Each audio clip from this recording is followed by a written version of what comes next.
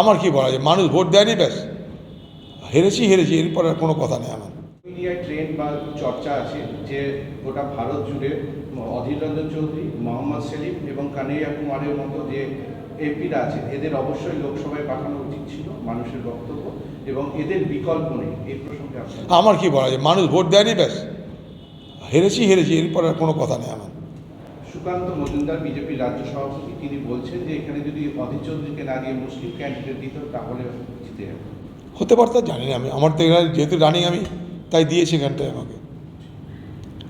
এই তো পশ্চিমবঙ্গের রাজনীতি সবচেয়ে দুর্ভাগ্য, দিদি এত কিছু পেয়েও খুশি না, এবার মারতে আরম্ভ করে দিয়েছে।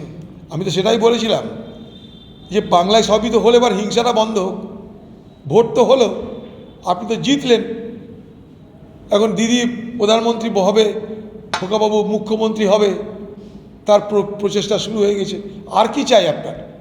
এরপরে সাধারণ ভোটারদেরকে উপর হামলা করে কী লাভ আছে? সাধারণ কর্মীদের উপর হামলা করে কী লাভ আছে? আমাদের কর্মী তারা, আমাদের তারা পার্টির লোক, তাদের উপর হামলা করার আগে আমাদেরকে জেলে ভরে দিন, मिटे गल झमेला। मुख्यमंत्री अरे दिल्ली से वार्ता क्यों नहीं आएंगे? मैं पार्टी के तो हूँ, कल CWC की मीटिंग में जा रहा हूँ, इसलिए बुलाया गया दिल्ली से। मैं CWC की मेंबर भी हूँ, साथ साथ कल खारगे साहब भी फ़ोन किए। ये मेरे साथ मेरे पार्टी की कोई दूर नहीं बनी। ये जो अफवाह फैला जा रहे हैं ये बेकार बातें हैं, ये अनाप शनाप क्या आप बोलते हैं मुझे पता नहीं। कल खारगे साहब ने खुद फ़ोन किया था, आज मैं दिल्ली जा रहा हूँ, कल दिल्ली वालों को कह दीजिए कि हमारे CWC की मीटिंग में मैं शामिल हो रहा हूँ।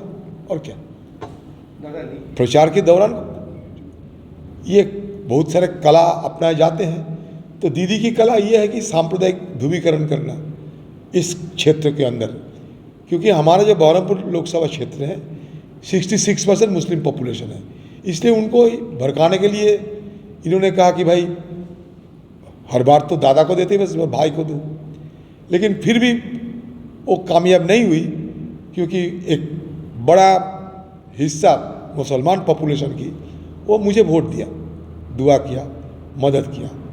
और इसके साथ साथ ये सत्तारूढ़ पार्टी खुद हिंदुओं को कहने लगे कि जिनको हम उम्मीदवार खड़ा किए हैं मुसलमानों को बीच TMC और कांग्रेस में लड़ाई के चलते वो हार जाएगी, हिंदुओं आपके लिए बड़ी सुनहरा मौका है, आप बीजेपी को जिता दो। यही TMC हिंदू की इलाके में जाकर यही कहा, क्योंकि उनका एक ही मकसद थे कि किसी हालत में अधीर चौधरी को हराना, और वो कामयाब हुई। नहीं तो एक पार्टी किसी को कहते हैं कि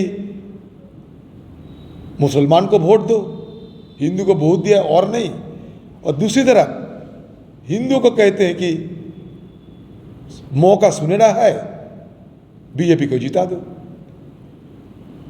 ये सारे की जानकारी है ये, इसलिए पिछले चुनाव की मुकाबला इस चुनाव में, पिछले चुनाव की तुलना में इस चुनाव में बीजेपी पार्टी की 2.5 गुना वोट इजाफा हुई है, और इसी के चलते मैं हार भी गए हैं। अगर पिछले जैसे हिंदुओं की वोट मेरे पास रहते तो मैं नहीं हारते।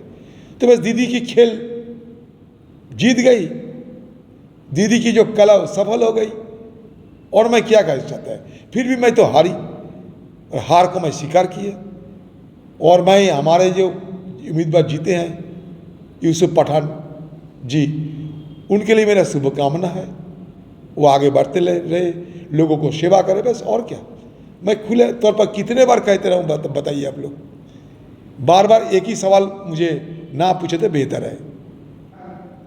कुछ बोलते इसका जवाब देने के लिए मैं काबिल तो नहीं हूँ।